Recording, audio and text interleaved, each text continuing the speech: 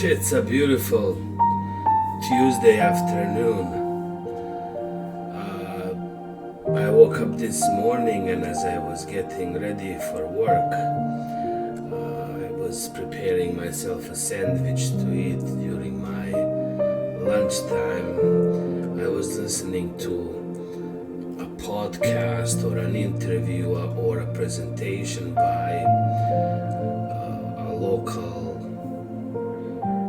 former Yugoslav pop rock megastar named Rambo Amadeus. I was inspired by his speech so much that I actually wanted to say something as well. I have been speaking about these topics and similar things for a long time now on my YouTube channel, Newfound Bosnian, which is really about everything and nothing.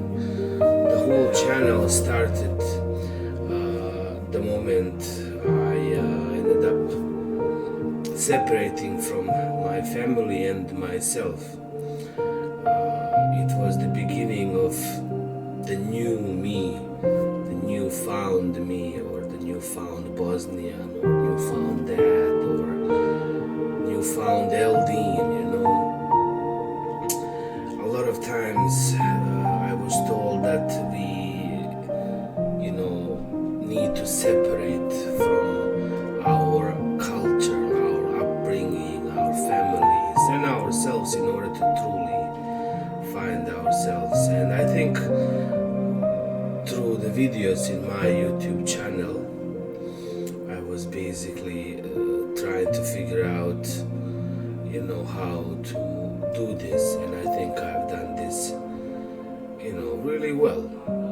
The fact that I'm here, that I'm alive, that I'm doing this is, definitely a proof that I've done well enough. And believe me, as you may see from some of my videos, from my previous videos, there were times when I thought I wouldn't, make it through, that there was just way too much to carry around. But somehow I did. I managed, to push on through, to find my way out, and to find myself, and to reinvent myself over and over again, to the point that I am now a walking encyclopedia of knowledge on how to survive various events through our lifetimes. I mean, how to put them all in one meaningful packaging is still escaping me. This is one of these reasons, one of the reasons why I'm doing this particular video as well today. I simply don't know how to share the knowledge that I have, how to share the information that I have, that I worked really hard to get, everything that I talk about comes from personal experience, and a lot of people truly cannot relate to what I'm talking about, and truly cannot, or don't want to, or don't have the ability or capability to engage in such topics. And that's fine enough. Most of us are basically struggling with day-to-day existence, putting food on the table, going to work, so we don't really have the time to engage into anything meaningful. And again, the reason for this video. We truly believe that content is the king, in the words of Marshall McLuhan, or I don't know how to pronounce his name, that media is the message, We believe that the story or something that we are presenting is actually the most important thing, the idea behind everything is probably the most important thing, and the reason why we're presenting what we are presenting. So the content of my YouTube channel is completely different than, let's say, the content on somebody else's YouTube channel. And to be honest, I cannot put the entire content of my channel into one sentence and say this is what this is about, because just like myself, it's very difficult to say this is who I am. I've been so many things throughout my life, from professor to a rock musician, and everything in between.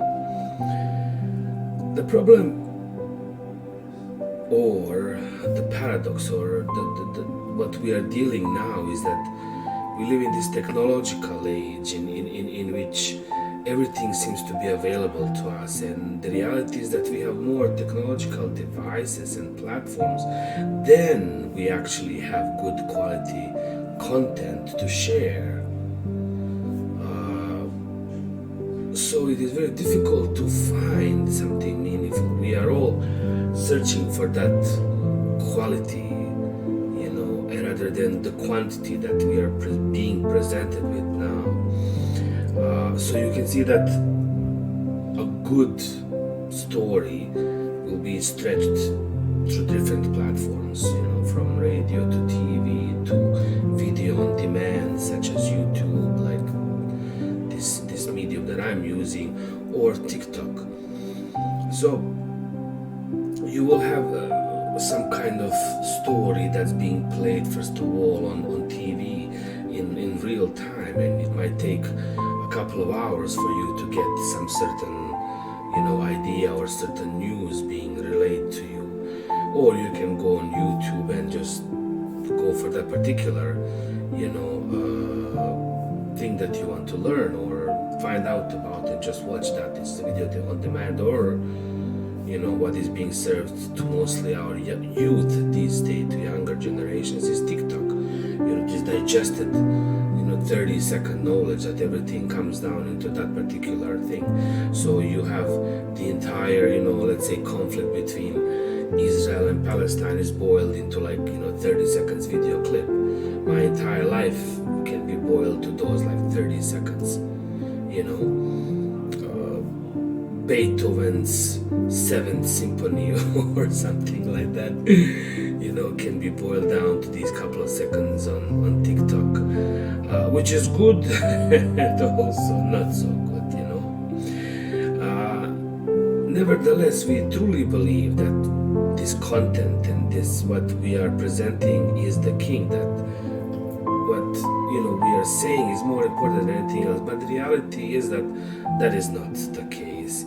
We all live in this liberal capitalism, and you may call it communism in China, you may call it something else in different countries, but the reality is that this is all worldwide liberal capitalism, and that we are actually living for money, for the market, and the market is the king. And the market creates the content or adhere to demands that we think that is coming from the people. So we no longer use these platforms as a tool of education, but a tool of entertainment, because we are trying to bring all our information, all our knowledge to the lowest common denominator, so everybody can understand what is going on, and that everybody can just follow it and duplicate it. So whatever is being served to us, whether it's in that TV, 2-hour segment or 1-hour segment or a 15-minute video or a 30-second TikTok, all has to follow a certain story that can be replicated by all of us in such way that all this content becomes just the same across all the platforms, across all the time frames, zones, and religious and cultural aspects. One of the way to divide this market and this information is through, looking at the rich and the poor. obviously we have market that works, or that goes towards the rich, and we have market that goes towards the poor. And the same goes with entertainment, which is boiled and presented in these medias. So if you look at music that was played 300 years ago, you would think that the kings had completely different sort of entertainment than the people on the street. So the music played on the in castles for the kings and queens, which was the classical music, was completely different than the music played on the street to the people who were just outside celebrating, drinking, and having a good time. And now we might think that it is different now, or it is the same now, but the reality is different, completely different now, because of how we consume this, what we think is the education, but what actually is just entertainment. And the reality is that the rich no longer consume the same kind of entertainment or mindless entertainment that we do. They don't stare at the screen the whole day as we do. They ski, they swim, they socialize, they go out to restaurants, they have cocktail parties, they travel, they have private parties, they learn things, while we sit at home and stare at our screens.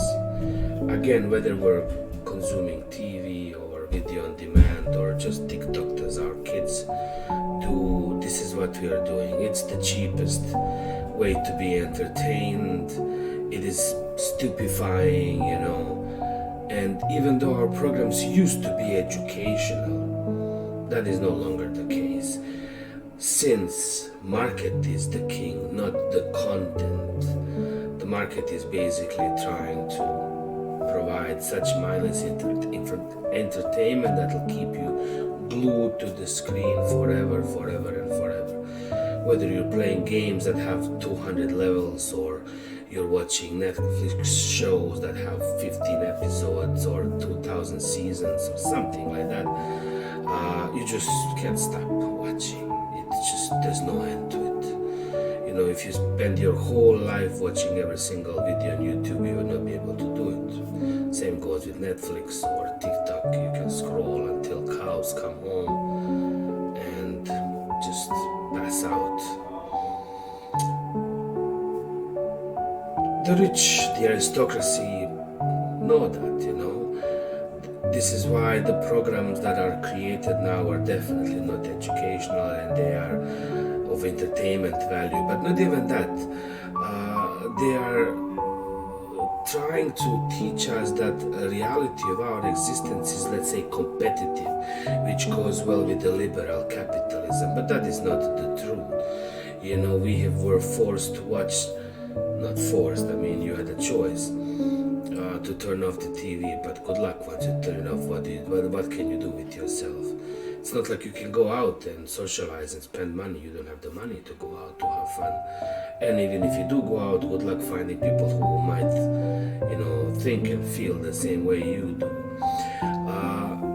We are not competitive. We are cooperative by nature, and if nothing, our evolution has shown us that.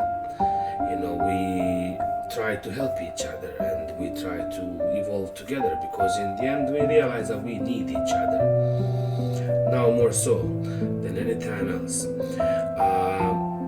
So the only way for us to continue in this liberal capitalism way is to be passive, to be hypnotized, staring at the screen all day long.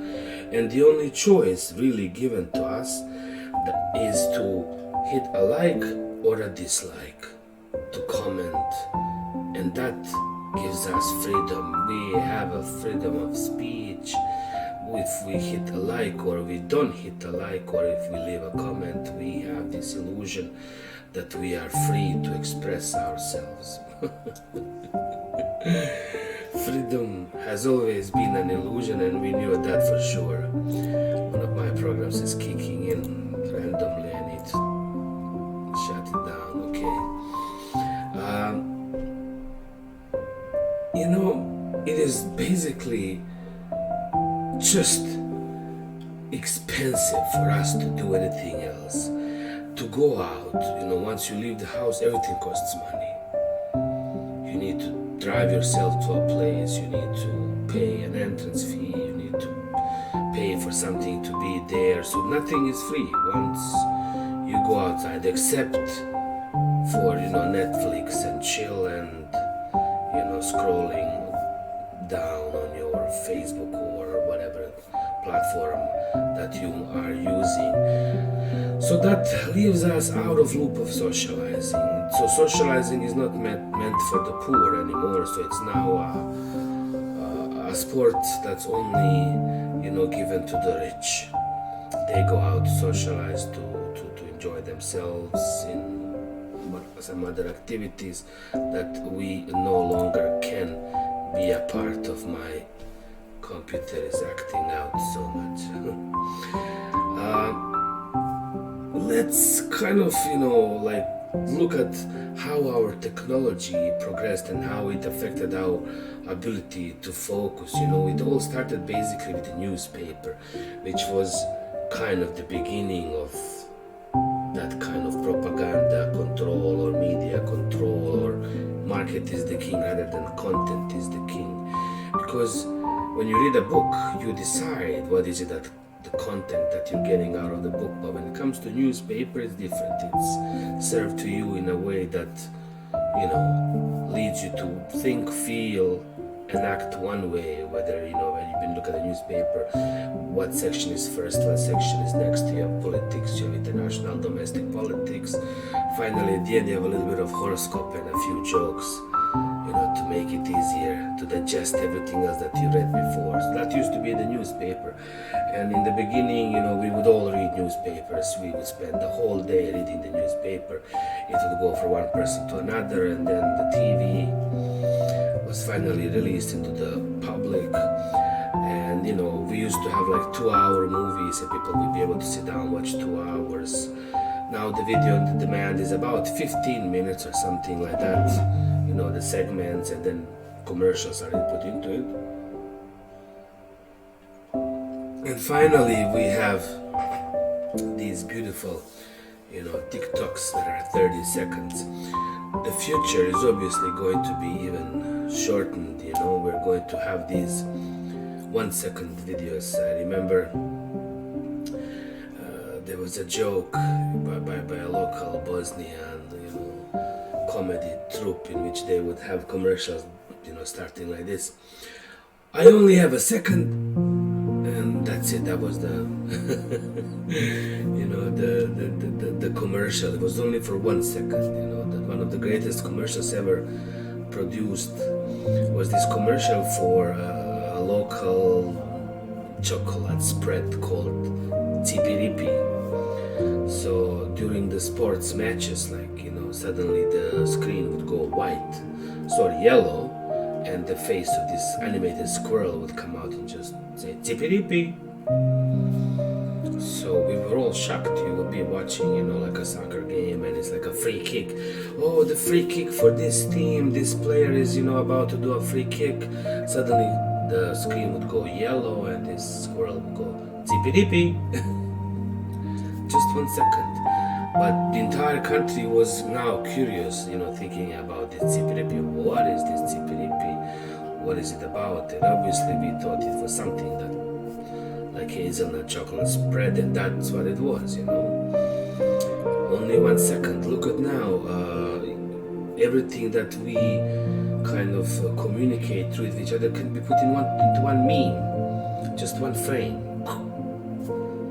That's it. My entire life, existence, everything can be put into one frame. Digested and beamed into the world like that. And all this will create change, because we are going to change because of the way the information is being presented to us. So, I mean, seriously, how can we break down symphonies or songs into these 30 seconds clips for YouTube? And this is what we are doing now. As a musician, I have to take a part of my song and just say, okay, this is a part of my song, please listen, and get your attention, so you can go to another platform, listen to my whole thing, and then to another platform, listen to my interview, and things like that. This whole thing is just to basically create hype, because it all boils down to creating this hype. The media that we are using is creating, this kind of collective hypnosis, collective hallucination. Do you remember yo-yos? When yo-yos came out, then everybody wanted to have a yo-yo. Or stomach eliminator. I remember I had that machine in which you would be doing those presses in order to eliminate your stomach. It was called stomach eliminator. Everybody had stomach eliminator. It was a collective hypnosis, collective, brainwashing. The Inquisition used to be aimed against all women that had red hair. So, the church would simply go crazy after a woman who had red hair, and they would try to catch her and burn her alive because she was a witch. Another, definitely example of this collective hypnosis or collective, hallucinations. That's religion. To think that Muslims are different than Christians or Christians are different than Jews.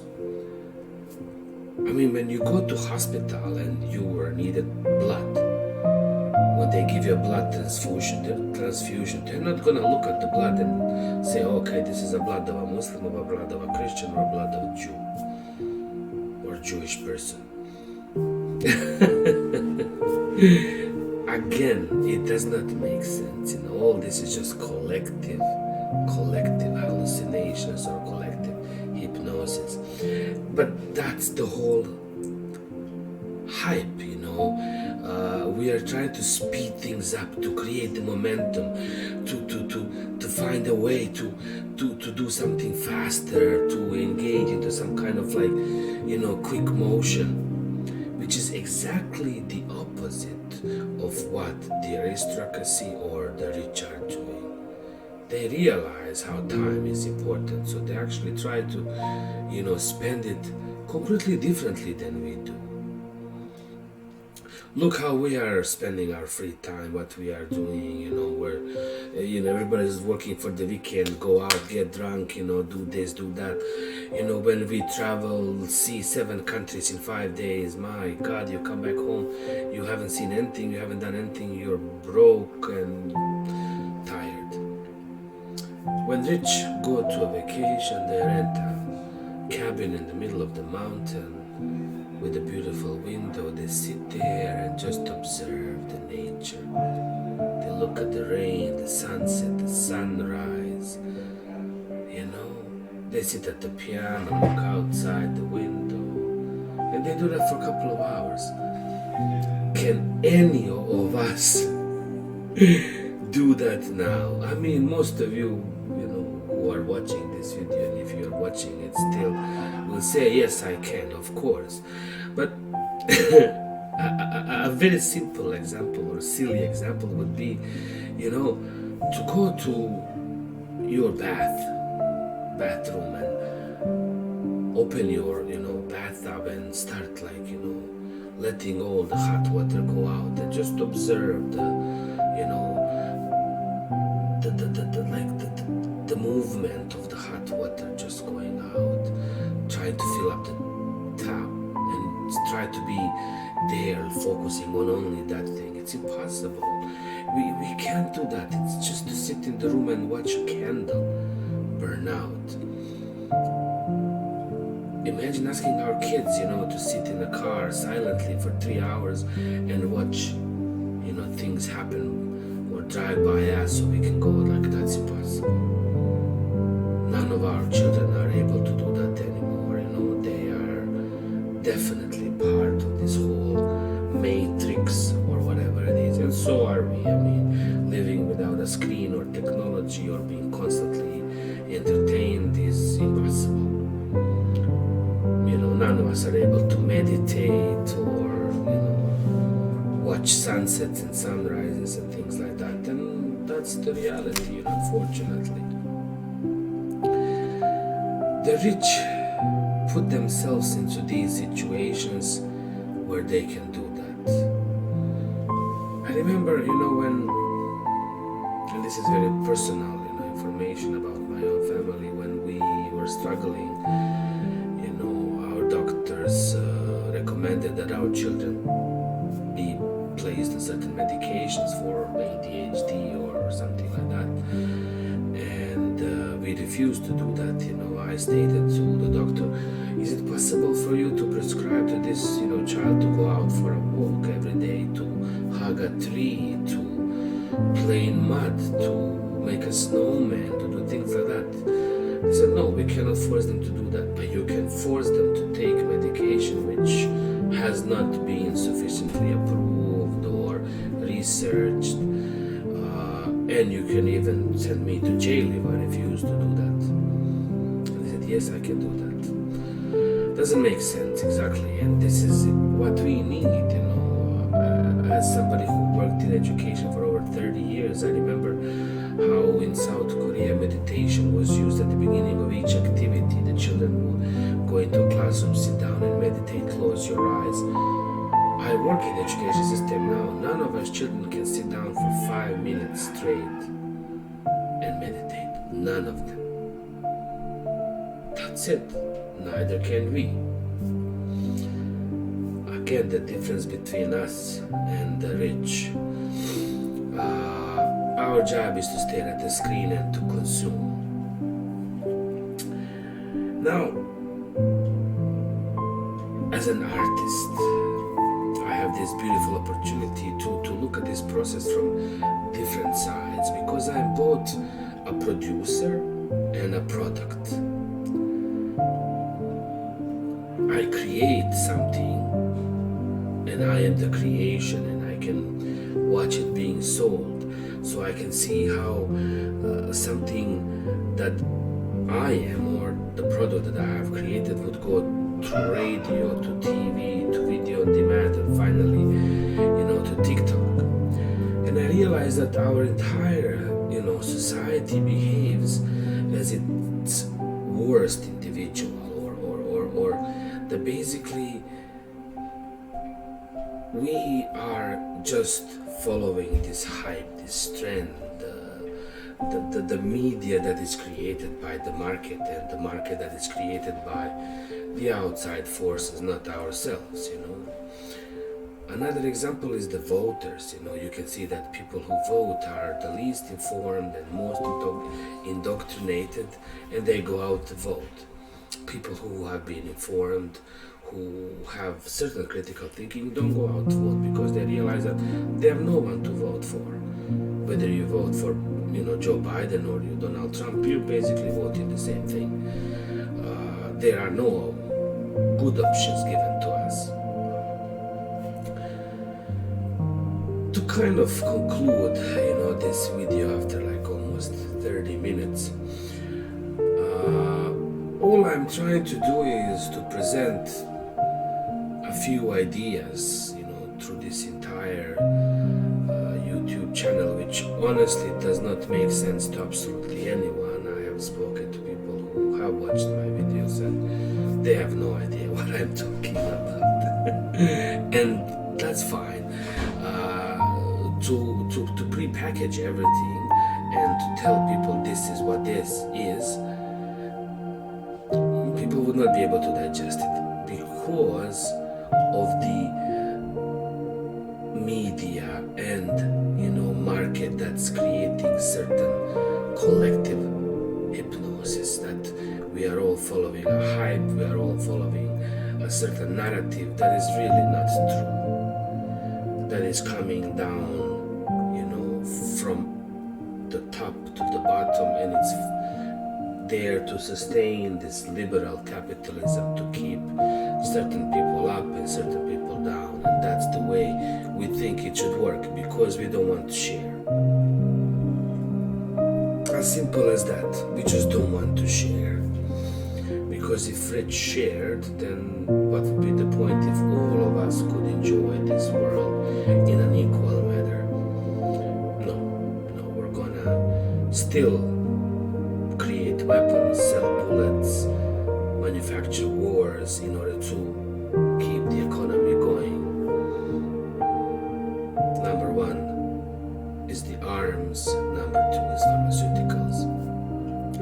These two things are the biggest money making sectors of our society. So arms, guns, wars, and pharmaceuticals, different kinds of drugs, whether they are used for good or bad purposes. I mean, we all can definitely profit from a simple Tylenol when we are sick, but it's not that simple. It's being abused and misused again for profit. Everything comes down to how do we make more money, whether it's through creating the content or through manipulating the market. So whatever we see, whatever we watch is definitely not there for our benefit, but quite the opposite. So now we are presented with two choices.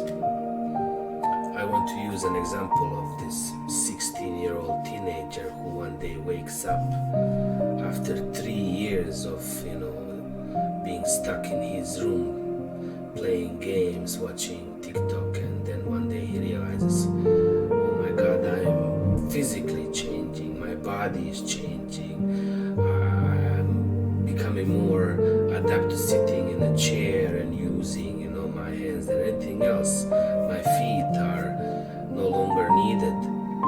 So he decides to go out to try to find a partner, maybe procreate, have a child, meet friends, enjoy his life. Or he simply joins the Matrix voluntarily and integrates with AI and becomes one with his computer. Those are the only options. We either have to control the technology or technology will control us. I'm afraid that it's already too late. So now we need to try to control the people who are controlling the technology in order to create better results for all of us. But I also think that might be already too late, because all of it has been controlled from the outside, but not to our benefits, but to our disadvantage. And unfortunately, the disadvantage is for everyone. But the future is still, there ahead of us. Anything can happen. We'll see. Love you all.